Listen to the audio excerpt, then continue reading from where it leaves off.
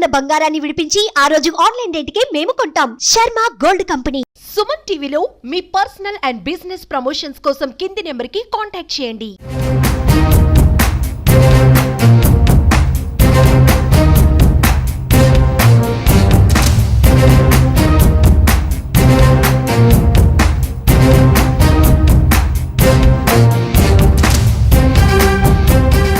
తన భర్త తనను మోసం చేశాడంటూ నిన్నటి నుంచి కూడా తన భర్త ఇంకొక అమ్మాయితో ఉంటున్నాడు. అక్కడికి వెళ్లి భర్త ఇంటి ముందే కూర్చొని నిరసనకు దిగినటువంటి బాధిత మహిళ నక్షత్ర చెప్తున్నవన్నీ నిజాలేనా, నక్షత్ర ఆరోపిస్తున్నవన్నీ వాస్తవాలేనా, ఇది తెలుసుకునే ప్రయత్నంలో భాగంగా మనం తేజ్ వాళ్ళ ఇంటికి వచ్చాము. అంటే నక్షత్ర వాళ్ళ మావయ్య గారు వాళ్ళ ఇంటికి. సో వాళ్ళ ఫాదర్ కూడా మనతో పాటు ఉన్నారు, తేజ్ వాళ్ళ ఫాదర్. ఆయనతో మాట్లాడదాం. నమస్తే సార్, మీ పేరండి?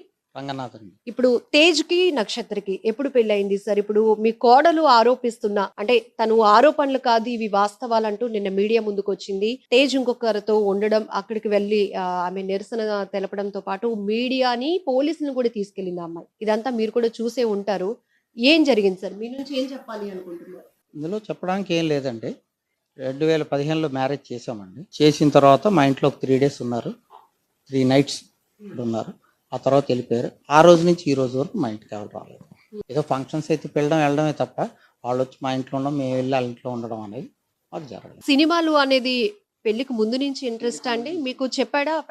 పెళ్లికి ముందు నుంచి చేశాడండి. చిన్న చిన్న షార్ట్ ఫిల్మ్స్ చేశాడండి. ఒక రోజు నేను షూటింగ్కి వెళ్తే ఈ అమ్మాయి సినిమాలో హీరోయిన్ అండి. ఇంతకుముందు ఈ అమ్మాయి 2 picturesలో యాక్ట్ చేసింది. తర్వాత వీడికి హీరోయిన్గా వచ్చింది. మరి ఏంది ఏ కారణాలో మనకు తెలియదు, ఆ సినిమా ఆగిపోయింది. ఆ తర్వాత వీళ్ళు పెళ్లి చేసుకున్నారు. పెళ్లి చేసుకున్న తర్వాత ఏం జరిగింది ఏంటనేది మనకు తెలియదు. చాలాసార్లు గొడవలు అయితే నేను అలవడం జరిగింది. ఆ గొడవల కారణం ఏంటంటే ఇంకా ఆయన సినిమాకి వెళ్ళకూడదని, రిస్ట్రిక్షన్ అవుతుందని ఆయన చెప్పడం, వీళ్ళు కూడా వెళ్ళడానికి వీలు లేదని నాకు చెప్పడం, అన్నీ జరిగినాయి.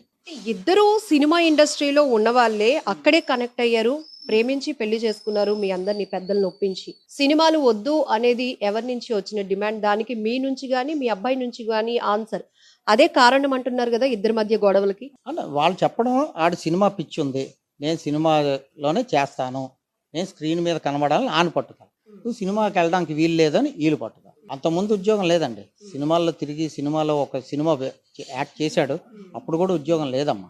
ఆ తర్వాత వచ్చింది ఉద్యోగం. ఎవరు చేశారు సార్ ఉద్యోగం? కూడా మా పాప భవిష్యత్ బాగుంటుంది, ఈ అబ్బాయి సినిమాలు అంటూ విచ్చలవిడిగా తిరగడమే కాదు, ప్రాపర్ గా ఒక ఫ్యామిలీ ఏర్పడింది కాబట్టి ఒక ఉద్యోగం కూడా మేము వేయించాము అని నక్షత్ర వాళ్ళ పేరెంట్స్ వీళ్ళు చెప్పడం ఉద్యోగం వేయించామని. ఆడంటే నేను తెచ్చుకున్నాను. ఎందుకంటే తెలియాలంటే మన దగ్గర ఉండాలి కదండి, మనుషులు మన దగ్గర ఉండాలి కదా. వీళ్ళు చెప్పారు, అదే చెప్తాను. వాళ్ళకి ఉద్యోగం వేయించారని వాళ్ళు చెప్పారు, అర్థమైందా? ఉద్యోగం వాళ్ళేమో నేనే వేసుకున్నానని వాడు చెప్తాడు, అర్థమైంది కదా. అయితే విషయాలు ఇవి అంతవరకు. ఇప్పుడు సార్ కట్నం కూడా ఇచ్చాము, ఒక ఫ్లాట్ ఇచ్చాం, 20 లక్షల కారు ఇచ్చామని చెప్తున్నారు. అంటే మా పాప భవిష్యత్తు బాగుండాలి కాబట్టి, అతను వాళ్ళ నాన్నగారు కూడా సెంట్రల్ గవర్నమెంట్ ఎంప్లాయీ కాబట్టి కావాల్సినవన్నీ ఇచ్చాము, సినిమా తీసేందుకు కూడా ఒక 15 లక్షల రూపాయలు బడ్జెట్ కూడా పెట్టామని వాళ్ళు చెప్తున్నారు.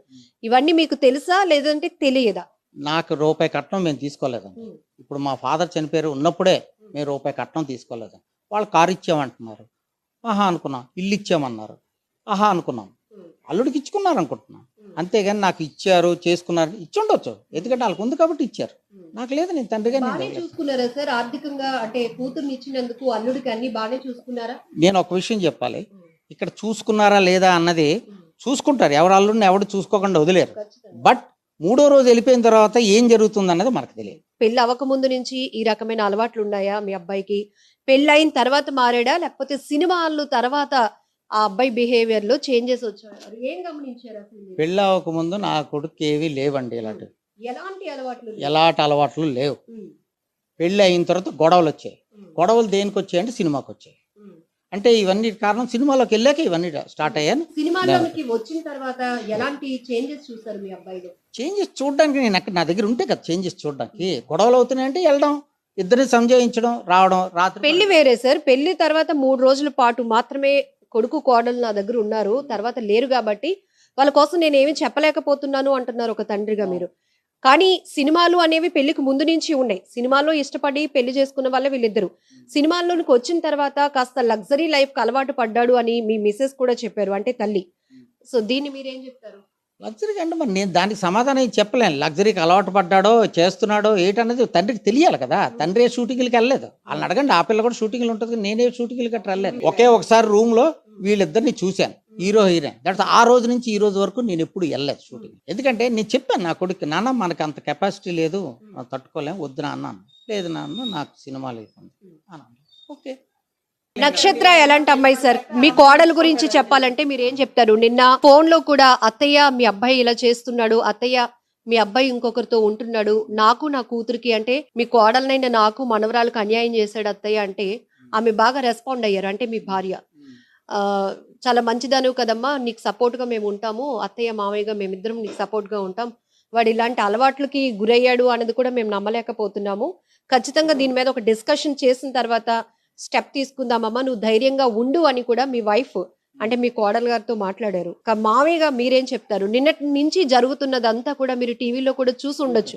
మీరు అంటున్నారు నా దగ్గర నా కొడుకు లేడు, కోడలు లేదు కాబట్టి నేను వాళ్ళ కోసం ఏమీ చెప్పలేకపోతున్నానని. ఒక నిమిషం సార్, నిన్న మీడియాలో అతను ఈ అమ్మాయి తలుపు కొట్టగానే ఆ అమ్మాయితో ఉండడం చూసింది, పోలీసులు కూడా ఉన్నారు, మీడియా కూడా ఉంది సాక్ష్యంగా. మీ అబ్బాయి చెప్పాడు షీ ఈజ్ మై వైఫ్ అన్నాడు. సో ఆ స్టేట్మెంట్ తో మేమంతా అవాక్ అయ్యాం. డైవర్స్ కూడా ఇవ్వకుండా షీ ఈజ్ మై వైఫ్ అని ఒక అమ్మాయిని చెప్పాడు. అంతలోనే మళ్ళీ ఒక 5 నిమిషాల్లో స్టేట్మెంట్ మార్చాడు. ఇది సినిమా ఆఫీస్, నా పర్సనల్ ఆఫీస్, ఏది బ్యానర్ కూడా ఉండదు. ఈ అమ్మాయి ప్రాజెక్ట్స్ కోసం వచ్చింది. ఈ అమ్మాయే కాదు, చాలా మంది వచ్చి వెళ్తూ ఉంటారు ప్రాజెక్టుల కోసమని.